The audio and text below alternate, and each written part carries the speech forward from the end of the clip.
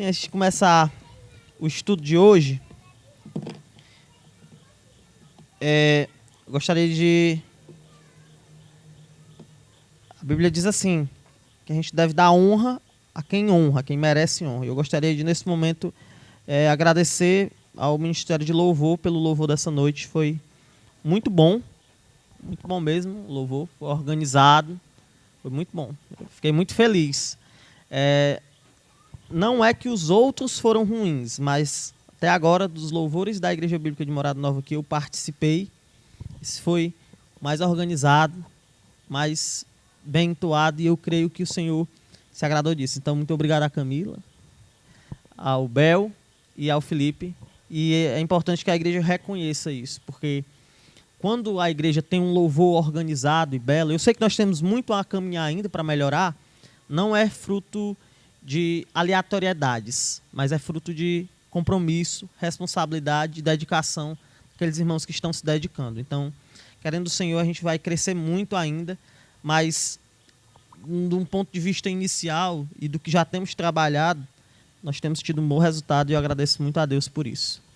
Então, irmãos, vamos abrir as nossas Bíblias lá em 2 Crônicas, segundo livro das Crônicas, capítulo de número 33.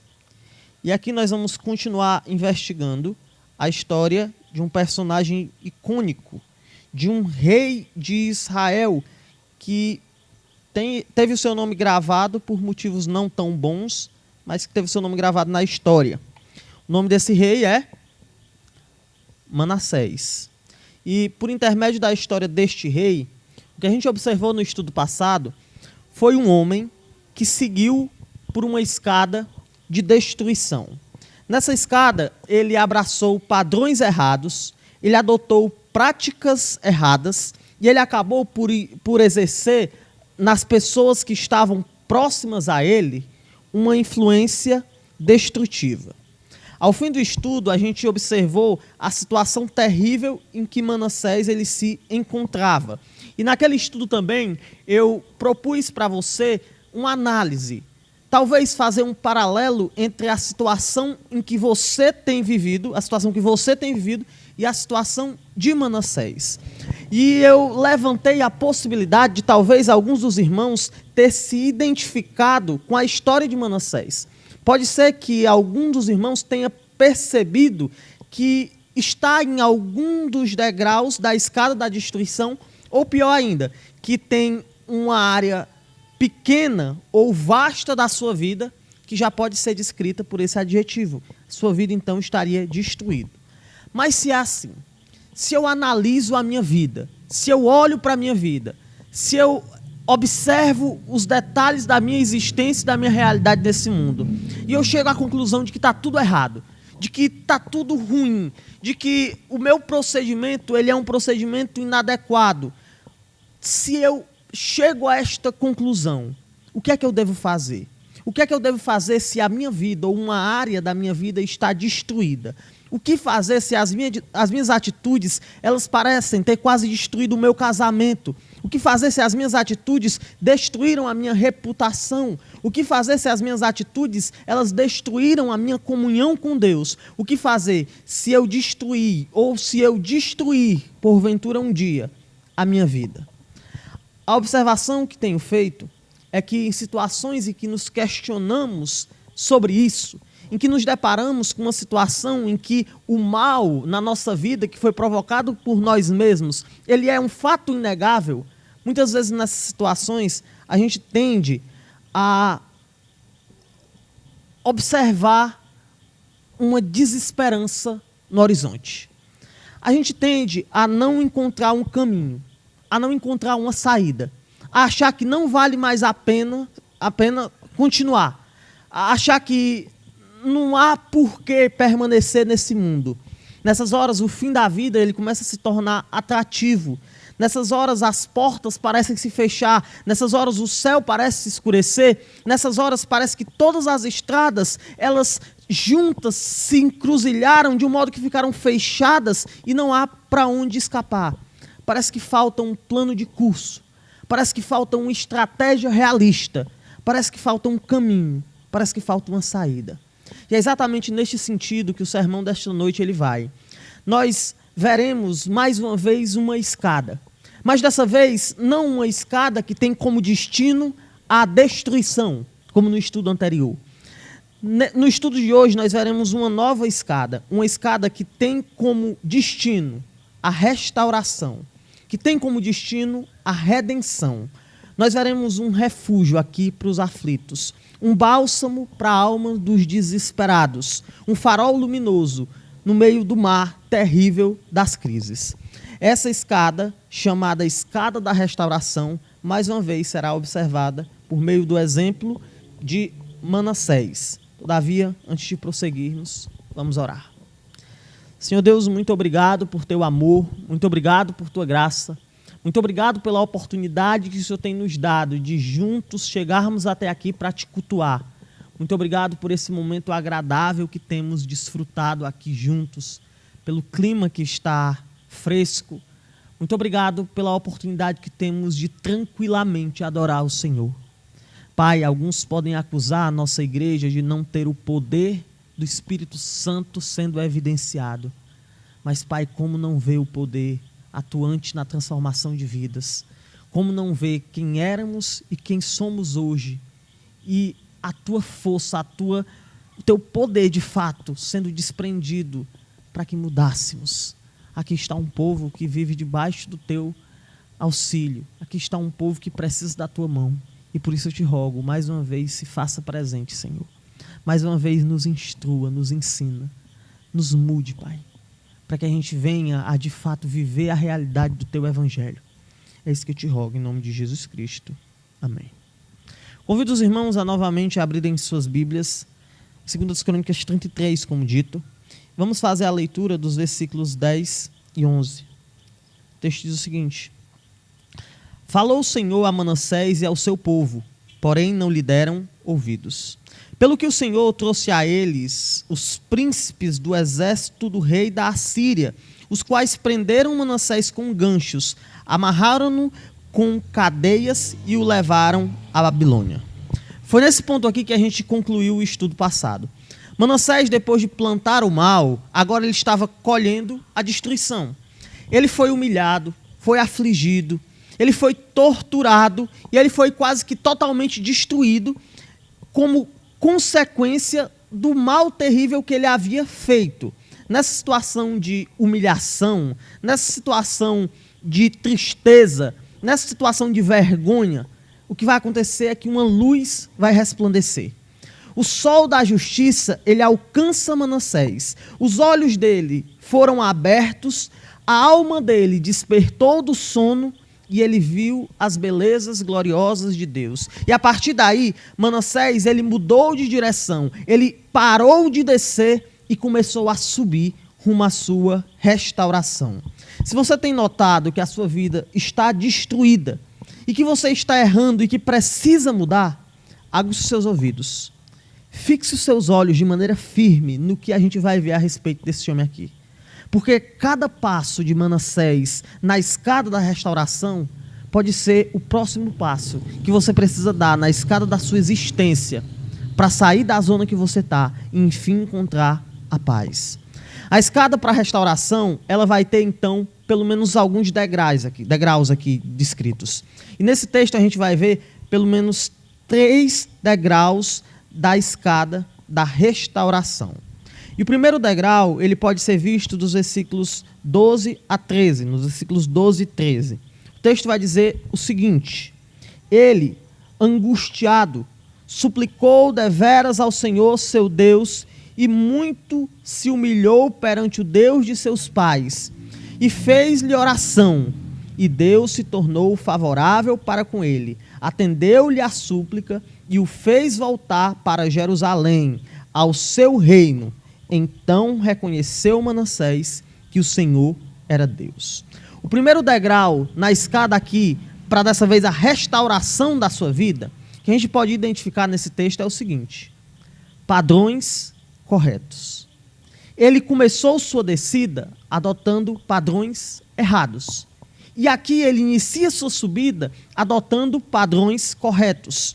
A queda de Manassés, ela se deu quando ele adotou para si o padrão errado dos povos que viviam ao redor de Jerusalém. E nada mais lógico do que a restauração dele começar com os alicerces. Manassés, ele não começa a sua remontada aqui com atitudes radicais. Ele não começa tentando mudar o mundo. Ele não começa sua jornada mudando aqui a realidade ao seu redor e o povo que ele tanto prejudicou.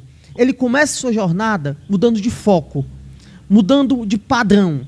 Ele devolve o trono do coração dele a quem é de direito. Ele, novamente, mesmo no meio da dor, chama o Deus de Israel de rei. Na sua angústia, Manassés ele suplicou insistentemente. Ele se humilhou, ele orou, e Deus, sendo misericordioso, ouviu Manassés. Em resposta ao ouvido do Senhor, o rei restaurado ratificou, confirmou, atestou no seu coração que o Senhor é Deus. E muitos processos de restauração de vidas, irmãos, eles fracassam aqui. Algumas pessoas, quando se encontram no meio da destruição provocada por seus erros, elas acabam por esquecer que grandes caminhadas começam com apenas um passo. Alguns querem um resultado imediato, querem um fruto pronto, eles desejam uma mudança rápida, mas nesse ímpeto, eles acabam esquecendo de que a mudança ela é apenas consequência de uma realidade maior. A mudança, ela é um efeito, ela é uma reação, ela é um resultado. A mudança é uma consequência do governo de Deus no coração de um pecador. Quando Deus reina, as coisas mudam. Foi isso que aconteceu na vida de Manassés. E foi assim também que muitos homens de Deus tiveram o início da sua mudança. Irmãos, muitas vezes, no calor da batalha, a gente acaba mirando no alvo errado. É como se observássemos que estamos com uma terrível ferida no coração, uma ferida mortal, e fôssemos na farmácia comprar um remédio para o pé. A gente muitas vezes não aperta o botão certo, a gente não mira o objetivo exato. Isso se manifesta quando a gente deseja resolver qualquer que seja o problema, antes de remover a causa daquele problema, o ídolo do coração que está ocasionando aquela situação de acontecer. Não adianta você começar o seu processo de restauração no lar mirando primeiro nas brigas, achando que quando as brigas pararem, o lar de vocês vai começar a se consertar. Não adianta você tentar, do nada, se aproximar da sua família. Não adianta você tentar ser respeitado instantaneamente. Isso porque talvez o problema do seu casamento não sejam as brigas. Talvez o problema do seu casamento não seja a distância dos familiares. Talvez o problema não seja a visão que as pessoas têm a seu respeito. Talvez o problema não sejam as lutas que vocês têm enfrentado. Mas é provável que a crise no seu lar, ela seja causada pelo fato de Deus não estar no trono daquele ambiente. Deus, ele está no centro do seu casamento. Deus, ele está no centro da sua família. Deus, ele está no centro da sua vida religiosa e, mais profundamente, Deus, ele está no centro da sua vida. Se Deus, ele não estiver no centro, não adianta tentar mudar a situação. Não adianta tentar reverter o quadro. Não adianta tentar virar o jogo, virar a mesa. Afinal, você vai estar tratando os sintomas, enquanto a doença permanecerá. Nós não podemos tratar sintomas. Nós devemos tratar a doença. E foi isso que Manassés entendeu. Ele fez da retomada de padrão o seu alicerce. Ele fixou os seus pés fracos em Deus e, com a ajuda do Senhor, ele pôde continuar a sua subida pela escada da restauração. Irmãos, quando a gente coloca Deus no centro, as coisas mudam. Que Deus ele seja o centro do seu casamento. Que Deus ele seja o centro da sua adoração. Que Deus ele seja o centro dos seus planos. Que os seus objetivos, que tudo na sua vida emane do trono da graça. Que ele seja a fonte da sua tomada de decisões. Que Deus seja o centro e nada mais. Assim você pode começar a pensar em mudar o quadro e em alcançar a restauração. Algo importante ainda a ser destacado em relação a esse momento são as condições em que isso ocorreu. Observem que Manassés ele não esperou as coisas melhorarem. Ele se voltou para Deus antes de tudo se resolver. Ele não esperou a poeira baixar. Ele não esperou uma reversão do quadro. Pelo contrário, ele estava na lama. Ele estava com o coração em cacos. Ele estava em uma situação de humilhação. E foi ali, naquela situação terrível, que Manassés ele clamou ao Senhor. E o Senhor o escutou. Existem pessoas que, infelizmente, desejam inverter essa atitude. Eles, sem perceber, acabam vivendo uma vida cristã fundamentada nas obras. Eles querem fazer o seguinte: eles começam a trabalhar, eles começam a se moldar, até chegarem em um nível de pureza em que vão estar aceitáveis diante de Deus, em que poderão novamente se aproximar de Deus. Essas pessoas acham que se elas esperarem alguns dias depois do pecado, elas poderão orar, porque o pecado provavelmente vai perder a sua validade. Algumas pessoas acreditam que se elas deixarem o tempo passar, a situação vai se resolver, a situação vai tomar um rumo definitivo. Existem pessoas que acham que devem fazer coisas boas antes de terem o privilégio de retornarem a um nível de comunhão com Deus.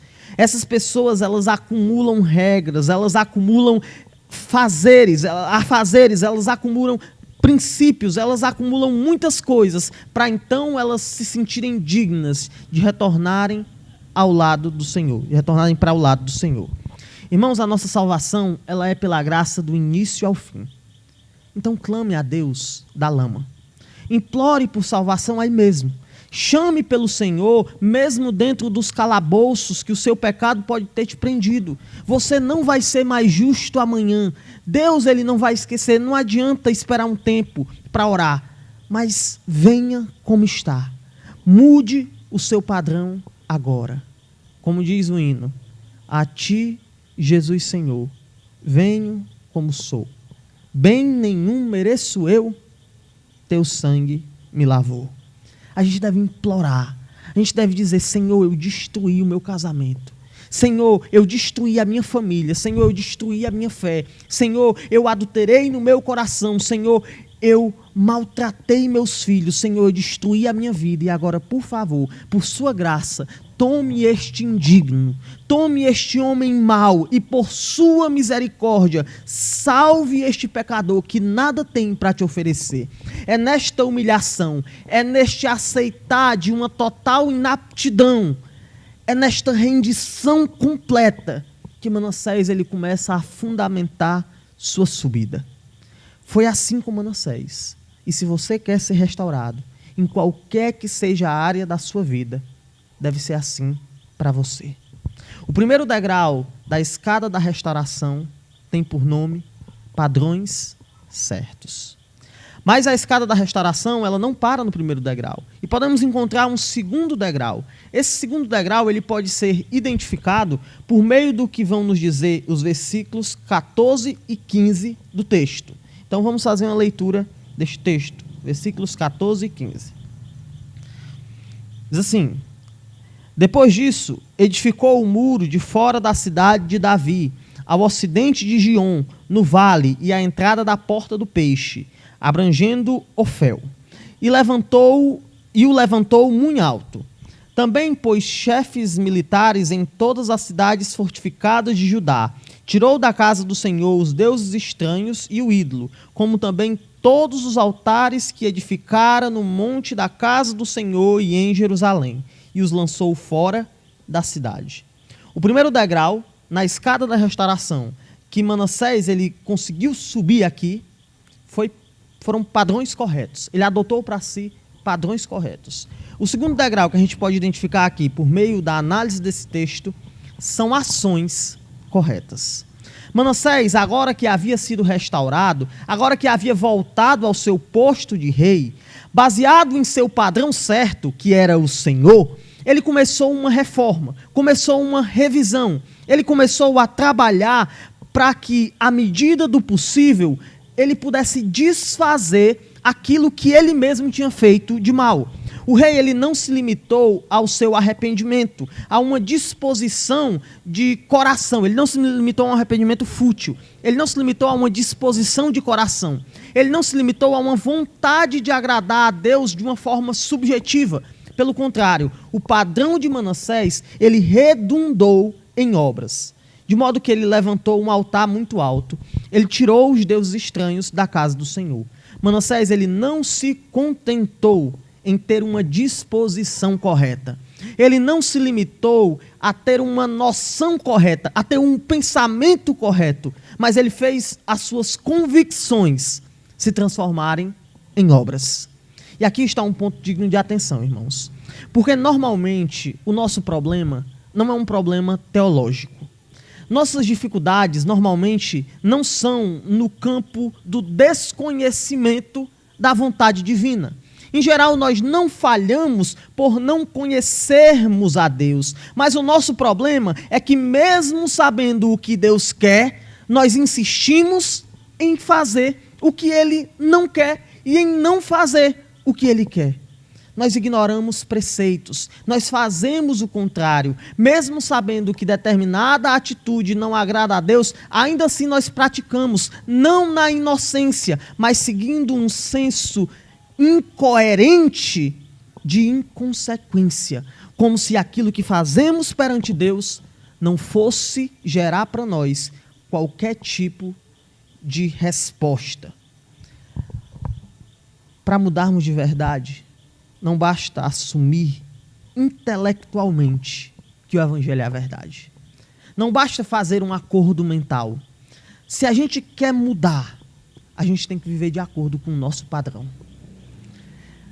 Os maridos, eles devem observar o que a Bíblia diz sobre ser homem. Eles devem liderar o seu lar. Eles devem ser macho de verdade.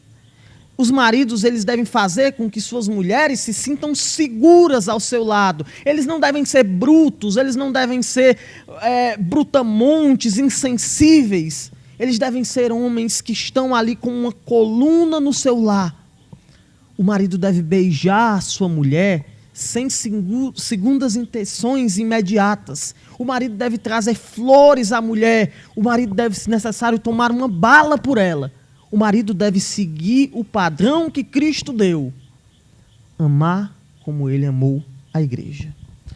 Os pais devem conversar com os filhos. Não devem tratar os dramas e os problemas dos filhos como se fossem bobagens e coisas sem sentidos. Mas eles devem ouvir, eles devem escutar, eles devem demandar ali tempo, atenção para as necessidades dos seus filhos. Você que vive no pecado, busque parar. Não basta você dizer, eu estou errado mesmo. Você deve parar. Você que tem se afastado de Deus por qualquer motivo, não é suficiente você simplesmente dizer, eu estou longe de Deus. Você deve tomar uma atitude, porque ideias simplesmente presas na nossa cabeça são ideias mortas. A fé sem obras é morta. Saiba, se você tem lutado, que os céus, eles não se fecharam. Quando você cai, se levante. Caiu, ore. Não aceite a derrota. Saiba que mortos, eles não lutam. E se você luta, é porque tem alguém agindo internamente dentro de você. Você não é um hipócrita por estar lutando contra o seu pecado. Se você cair, se levante. Mas só não deixe a convicção de que você está errada meramente presa na sua mente e se coloque numa zona de conforto diante do seu pecado. Você que está longe de Deus, volte a ler a Bíblia. Leia, mesmo se não tiver vontade. Mas eu não tenho vontade de orar. Ore pedindo a Deus desejo para orar. Em resumo, viva coerentemente com o seu padrão. Viva em coerência com aquilo que você entende ser o correto. Contudo, saiba, como Manassés, que talvez seja necessário você derrubar algo. Você derrubar algo que você construiu enquanto andava de acordo com seus antigos padrões. Se necessário, derrube aquela prática que tem ferido o seu casamento. Derrube o seu orgulho que maltrata a sua família. Peça perdão. Talvez seja necessário você derrubar um ambiente que o leva a pecar. Talvez um determinado gatilho que lhe leva para a mesma queda. Você deve talvez se afastar daquela pessoa que olha estranho para você e você olha estranho para ela como retribuição. Você talvez tenha que derrubar o seu trabalho e mudar de emprego, porque é melhor ganhar menos do que viver sem tempo para as coisas que realmente importam. Irmãos, a vida cristã, ela é uma vida de abrir mão daquilo que não nos edifica. É melhor você não ser tão bem financeiramente e viver bem do que você viver escravizado pelo seu pecado. Reordene suas prioridades. Viva de acordo com o seu padrão. A verdade é que não é fácil. Praticar o que é correto, depois que a gente passa um tempo no caminho errado, é extremamente difícil. É difícil dizer não. É difícil mudar de atitude. Sem dúvidas, abandonar alguns males é um processo bem complexo. Você começar a agir diferente. Eu já vi vários casos assim, que a pessoa tem um círculo de amizades e ela não concorda mais com um determinado linguajar, ela não concorda mais com um determinado procedimento, mas ela não quer agir diferente na frente dos seus amigos, para eles não acharem que ela mudou radicalmente essa pessoa. Mas você mudou. É difícil, mas honrar a Deus, viver para Ele, seguir as normas, as regras de Deus, é sem dúvidas a única opção que nós temos nas nossas vidas. Quando nós derrubamos esses pesos, o nosso coração ele pode até sentir dor. Afinal, eles foram nossos companheiros por muito tempo. Mas mesmo se os altares do mundo, mesmo que os altares do mundo eles sejam brilhantes, sejam belos, ainda assim, somente para Deus a gente pode construir edificações de valor eterno. Manassés ele entendeu esse princípio. Manassés, ele viveu coerentemente, ele viveu segundo o seu padrão. Ele, como árvore cujas raízes são Deus, ele frutificou. Ele produziu os tão almejados frutos de justiça. Na escada para a restauração, tudo começa no padrão. Mas o padrão certo, ele sempre vai levar para o próximo degrau, que são ações corretas. Mas ainda devemos considerar um terceiro e último degrau em nossa escada da restauração. Esse terceiro e último degrau identificaremos nos versículos 16 e 17. O texto vai dizer o seguinte: restaurou o altar do Senhor e sacrificou sobre ele ofertas pacíficas e de ações de graças, e ordenou a Judá que servisse ao Senhor, Deus de Israel. Contudo, o povo ainda sacrificava nos altos, mas somente ao Senhor, seu Deus.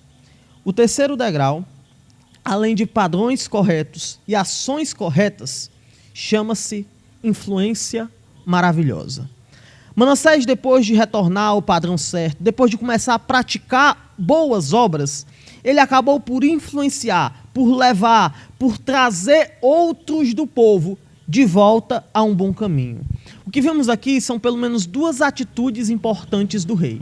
Em primeiro lugar, ele preparou um ambiente para que o povo voltasse a fazer o bem. A segunda atitude é que ele ordenou o povo que servisse o Senhor. Muito obrigado, Jânio.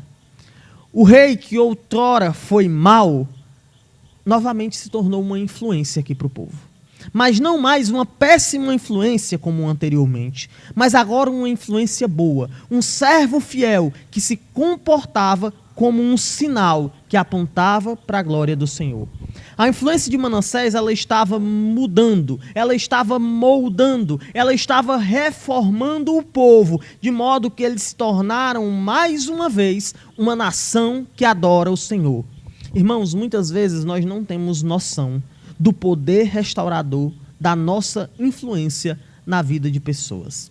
Algumas vezes nós não notamos como é grandiosa a obra que o Senhor pode fazer quando nós nos propomos a ser uma bênção. Certa vez eu assisti um filme, eu acho que ninguém aqui assistiu esse filme, é um filme alternativo, mas o nome dele é comum. O nome do filme é Prova de Fogo. Alguém assistiu? Ah, tá certo. Acho que o crente que não assistiu Prova de Fogo, ele não tem muito o que aprender. Tô brincando, mas é um filme muito comum. Há alguns anos atrás ele explodiu. Explodiu, bombou, né? Esse filme ele conta a história de um casal que vivia a brigar, até que em um determinado ponto, o pai do homem ele faz um desafio, que ele passe 40 dias tratando sua esposa de um modo diferente. E ele, que era um homem entregue a vícios e que não colaborava para a continuidade do seu casamento, ele começa a fazer coisas boas para sua esposa. Ele começa a ser gentil. Ele começa a ser um marido que ama sua esposa como Cristo ama a igreja. O resultado disso é o quê? A sua esposa ela vai se aproximando gradativamente. Ela derruba as barreiras e ela volta, a ver o marido dela como um homem de verdade, como um cavalheiro. Por fim, os dois terminam juntos e felizes. É interessante a gente notar isso, porque esse exemplo ele é bem real. Porque a sua mudança, a mudança na sua vida, ela pode salvar o seu casamento. Não sei quantos homens aqui casados se lembram daquela mulher interessante, daquela mulher simpática, daquela mulher com que você conversava por horas e o tempo parecia não passar. Pois bem, essa mulher ainda existe. Ela está lá, talvez no fundo do coração cheio de defesas que nós criamos com nossas más ações. A batalha vai ser longa, a batalha vai ser dura, mas se a sua esposa teme a Deus e você mudar, pode ser que ela comece, depois de um tempo, a observar que ainda existe em você um homem verdadeiramente sábio e que imita o Senhor Jesus. Qual será a próxima vez que a sua esposa vai olhar para você com verdade e vai dizer: eu te amo? Irmãos, o nosso Deus, ele é um Deus de restauração. E você pode dizer assim: Mateus, você conhece as pessoas que estão nesse ambiente. Eu também conheço as pessoas que estão nesse ambiente, você pode dizer. E isso que você está falando não tem sentido, porque está todo mundo aqui bem. Irmãos, eu já vi casais que estavam em um culto, como vocês estão agora, e que no outro culto não estavam mais juntos. E daí para sempre. Eu não sei o que acontece no seu lar, mas o que eu posso dizer é: o nosso Deus é um Deus de restauração. Quanto a você, irmã, você lembra daquele rapaz cheio de sonhos, daquele jovem que compartilhava os seus planos com você? Você lembra como ele parecia cheio de vida e vibrante? Você lembra daquele "eu te amo" caloroso que você ouvia? Pois é, aquele homem ainda existe. Você não o destruiu. E pela graça você pode trazê-lo de volta. Seja uma esposa como a Bíblia diz, e você colherá frutos de restauração. Nós não podemos voltar no tempo, irmãos. Nós não temos o controle sobre o passado. Nós não podemos apagar as cicatrizes que criamos nos outros por meio dos nossos maus procedimentos. Mas certamente nós podemos, pela graça de Deus, a partir de agora, começar a fazer o certo. Mude o seu padrão, mude suas atitudes, e pode ser que os seus filhos, sua família se aproximem e te chamem de amigo. Crie um ambiente de paz na sua casa, crie um ambiente de harmonia. Ainda existe solução, ainda tem jeito. Você não deve acreditar que pensar em mudar agora é uma reflexão tardia de um tempo que já passou. Não, mesmo em meio à dor, mesmo em meio à lama, mesmo em meio à sujeira, mesmo em meio a um coração destruído, ainda há esperanças. Deus, ele pode mudar a situação tão logo você comece a viver como ele estipula. Viva segundo o padrão de Deus, e logo as pessoas que trabalham com você terão uma visão modificada ao seu respeito. Elas verão Cristo em você, e se elas te acusarem de erros do passado, apresente para elas o trono da graça e diga: eu já fui assim, de fato cometi esses erros, exerci essa influência aqui, mas o Cristo que me mudou, ele também pode te salvar. Sua família, seus vizinhos, eles podem se aproximar de verdade por causa do seu bom testemunho. Não ouça os sussurros do diabo, ele vai te acusar. Ele vai dizer que o seu arrependimento é hipocrisia. E se você mudou de padrão, ele vai dizer que você é incoerente. Escute o Senhor Jesus dizendo que nenhuma condenação há para os que estão nele. nós certamente podemos exercer uma influência maravilhosa. Nossa presença pode ser uma bênção para pessoas, para comunidades, para países, para nações. Mas, infelizmente, nós devemos destacar um fato importante, que nos leva a não tratar com leviandade o pecado. Nós devemos destacar que mesmo perdoados, mesmo absorvidos diante de Deus, mesmo justificados, ainda assim, certamente nossos erros trarão consequências. Observe que no fim do texto que estudamos, as ações negativas de Manassés ainda reverberam. Elas ainda têm efeito na vida de alguns. Elas ainda podem ser sentidas. O versículo de número 17 vai nos dizer o seguinte: contudo, o povo ainda sacrificava nos altos, mas somente ao Senhor, o seu Deus. O povo se voltou para o Senhor, mas ainda assim, eles não se voltaram para os ambientes que Deus estipulou como sendo os lugares primários para a adoração.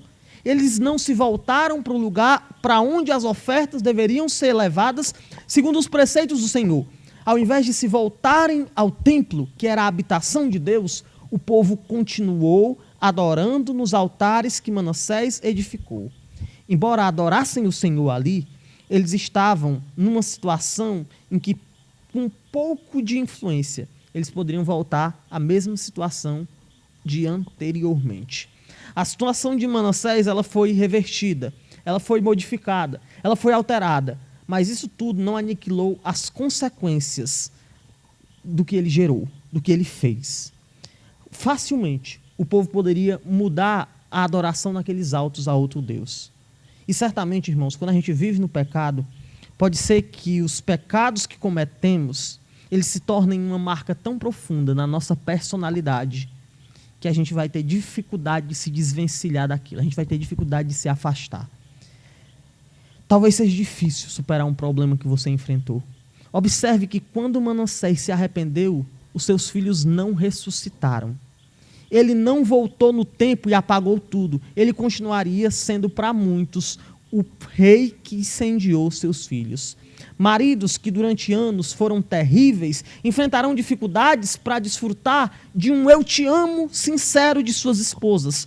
Pais que fizeram da vida de seus filhos um verdadeiro inferno terão dificuldades de se reaproximarem e de serem considerados amigos. Pessoas que abandonaram Deus terão dificuldades para voltarem a orar de um modo efetivo, com o mesmo vigor. Mas a verdade é que é melhor viver ao lado de Deus diante das piores consequências do que viver atolado nas ilusões que o pecado nos oferece. Irmãos, se você pecou uma vez, se você pecou, se você viveu na prática do pecado, talvez você vai ter que lutar para recuperar aquilo que você jogou fora quando estava no pecado.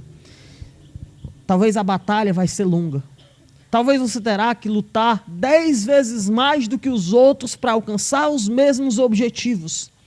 Talvez você vai ter que trabalhar mais duro do que todo mundo para ter condições de exercer uma influência positiva.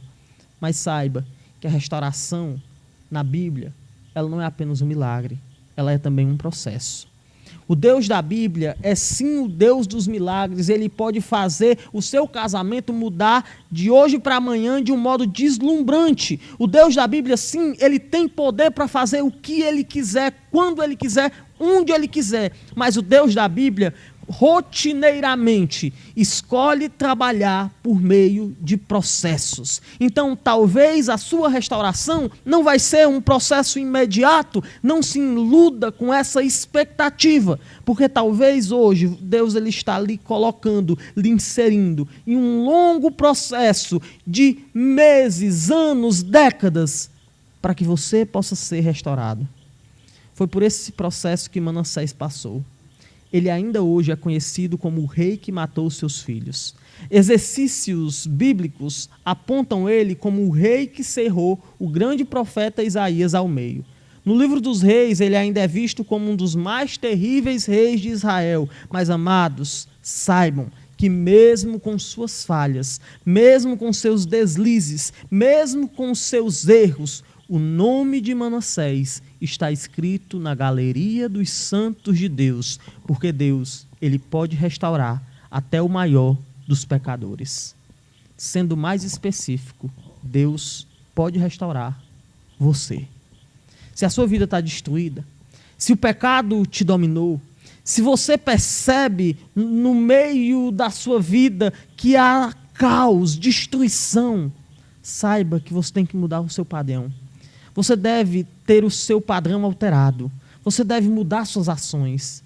E saiba que isso vai gerar um impacto positivo. Mas, essencialmente, saiba que a escada para a restauração é longa.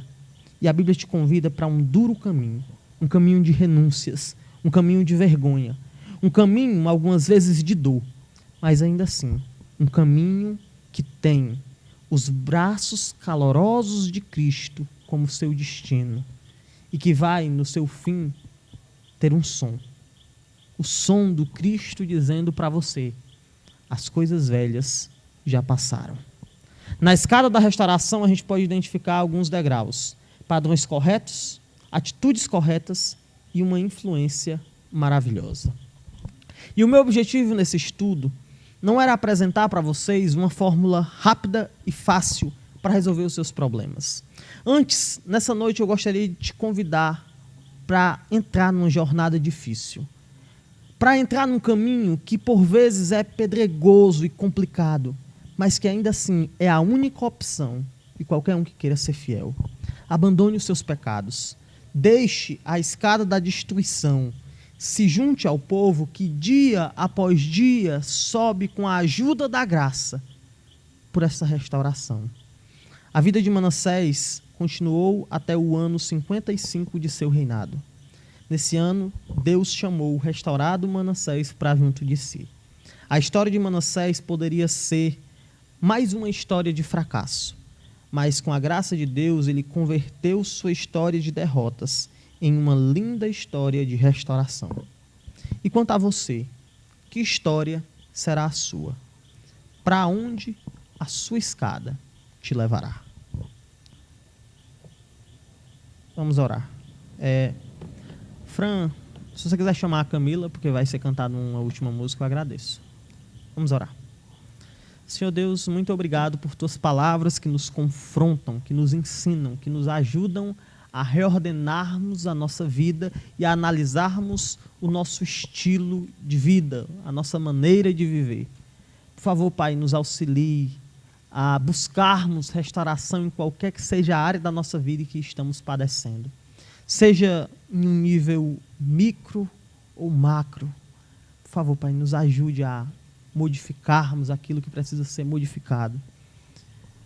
Nos conceda, Pai, o privilégio de sermos redimidos por Tua graça nestes aspectos da vida. Obrigado, Pai, pela oportunidade que o Senhor me deu de estar aqui compartilhando da Tua palavra. Abençoe a vida de cada um dos irmãos para o restante dessa semana. É isso que eu te rogo, Pai amado. Em nome de Jesus Cristo te rogo. Amém. Então, muito obrigado pela atenção. Felipe e Bel, e daqui a pouco a Camila podem chegar.